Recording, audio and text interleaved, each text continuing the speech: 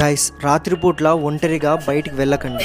ఎందుకంటే రీసెంట్ గా ఒక అబ్బాయి తన ఫ్రెండ్స్ తో పాటు సెకండ్ షో మూవీ చూడడానికి వెళ్ళాడు. వెళ్ళి రిటర్న్ వస్తున్నాగా వాళ్ళ ఊరికి ఎంటర్ అయ్యే జస్ట్ ముందు ఎవరో నడుస్తున్నట్టు సౌండ్ వినిపించిందంట. ఆ సౌండ్ విన్న తర్వాత అందరూ అక్కడే నించుని పోయినారు. అప్పుడే అందులో ఒక గణేష్ అనే అబ్బాయి ఎవరో పెద్ద ఆకారంలో బ్లాక్ కలర్ లో పెద్ద పెద్ద ఈ వేళ్లతో అండ్ 7 feet హైట్ మించి ఉన్న ఒక ఆకారాన్ని అబ్జర్వ్ చేస్తాడు.